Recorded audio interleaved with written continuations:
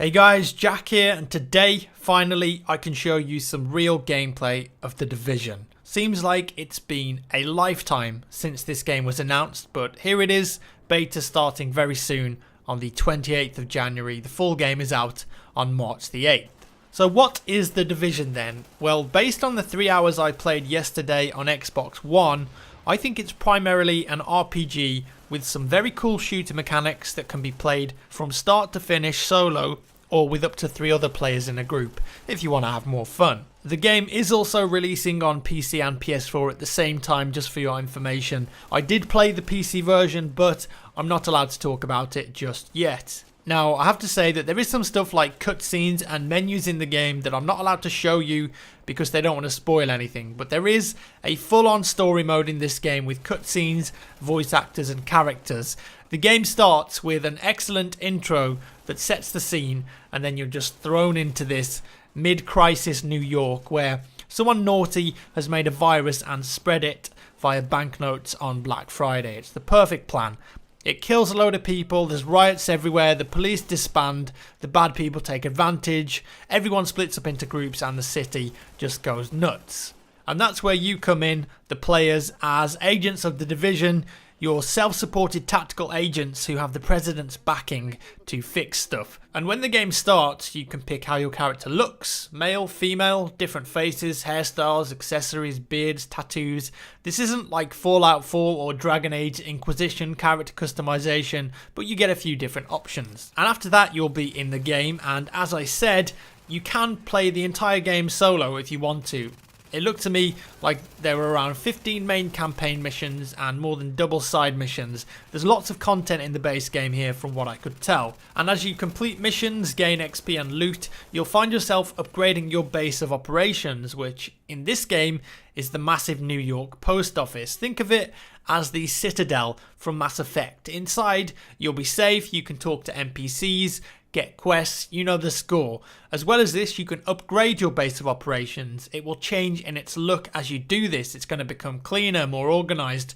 People are going to move in there. The technology is going to improve. There are also, very importantly, 3 different wings of it that you can upgrade that will in turn give abilities and perks to your character in the form of trade, medical and armory. This is one of the things I'm not really allowed to show you guys because of spoilers, but there is a load of character customization abilities and perks. There are no classes here in this game. You can change things on the fly mid-battle if you want to, and just try and synergize with your team. It was almost overwhelming to me at first because we had everything unlocked by the developers, but come endgame, you'll have a plethora of options for your characters. Another very important element of the game is loot. Hidden in cases around the city, some of it level gated. It can be dropped by NPCs, bosses and players in the Dark Zone. You can get it from mission rewards. Loot is pivotal to your success throughout the game.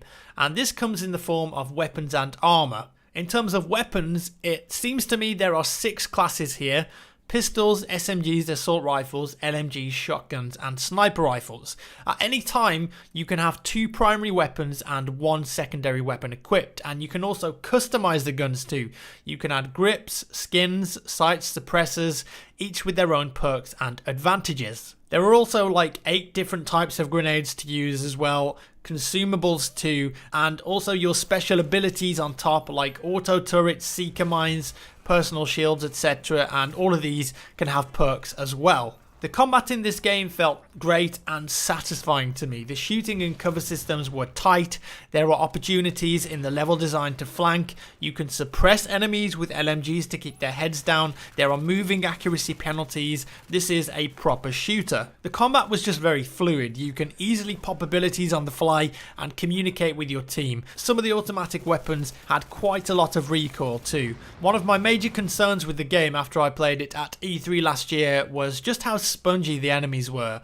The game had a very long time to kill, and I'm glad to say it looks like now they've actually shortened the time to kill a little bit, but keep in mind this isn't Battlefield or COD level time to kill. This is at its core an RPG. So when you shoot at people, you can see damage numbers flying off them similar to Destiny. and if you're shooting them in the chest or the legs, it will take a couple of mags to bring them down. Headshots are key, of course, and some of the bosses are extremely spongy, which at times can come across a bit weird because they're just normal people not wearing that much armor. But once you get over that and realize, hey, you know, this is a loot-based RPG shooter, you sink into it quickly and it feels right for the game. The Division also has PvP elements in it in the form of the Dark Zone. This area takes up around a third of the map, and there's a very obvious transition when you enter it, either climbing over a wall or through a shady looking tunnel. When you're in the Dark Zone, you'll know about it, and in here you'll find the best loot the game has to offer. You'll also find tougher NPCs and other real players. There's no lobby or server list though, you just seamlessly transition into a multiplayer space. The Dark Zone we were in had 24 players in it, and I don't know if that's the maximum amount or if you're allowed more. You don't have to shoot people either, you can team up with them if you want to. They've even added local directional voice chat too, and this was one of my big criticisms of the game when I played it at E3 and produced a video on it. A dev told me back then that it wouldn't be in the game, but I'm glad to say that now it is in the game, which opens up all sorts of roleplay, team play, funny stuff, and just makes the PvP in a game like this so much better. If you shoot at another neutral player though, you're going to go rogue, and people in the close vicinity to you will be able to see that on their maps for a short period of time, and you're going to have a large bounty on your head. The longer you stay alive and the more players you kill or shoot at, the higher your rogue level will go, and you're going to earn more Dark Zone XP, and eventually, if you get to rogue level 5 I think it was, you'll become a global threat. If you manage to survive your bounty timer, you'll receive it for yourself. If you lose it, you're going to die and respawn, taking a massive hit in your Dark Zone XP, which can move up and down. And of course, what we're going to move on to now, you'll lose any loot that you've picked up in the Dark Zone, and other players will be able to steal it. So going into that element of the game, being in the PvP area means that you can get the best loot in the game. The deeper you go, the quality gets better. If you find some, you'll carry a contaminated box on your hip which is bright yellow and everyone can see it. And to actually use that loot in game and secure it, you're going to have to go to a specific point on the map and extract it via a helicopter, which takes a couple of minutes to come in, and all other players in the area are alerted of it. This will then be their opportunity, their choice for them to go rogue and to try and come and take that loot off you and steal it for themselves if they manage to extract it. It's a very interesting dynamic that creates these impromptu attack and defense style moments. Now then, I don't want to go too in depth in this video and say you absolutely have to get this game, because I only play for 3 hours and that's by no means an indication of how good the overall game is going to be. Everything was very new to me and exciting, and I don't want to spoil too much for you, but I have to say that those 3 hours I played were fun, and it's very apparent to me that this is a polished AAA game packed full of detail and content.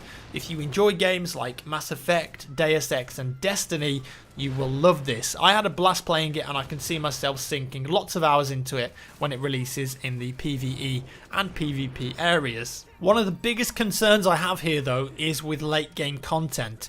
When you spent an entire week playing it, and probably by then you've completed all of the main missions and side missions, fully upgraded your base of operations, will there be enough content there to keep players engaged and interested? I learnt at the event that there will be free content drops as well as paid for bigger DLC packs, but I just hope that these come soon and regularly enough for the modern I want it now video game audience. I hope so. I did ask developers at the event I went to about late game content, but no one was allowed to talk about it, sadly.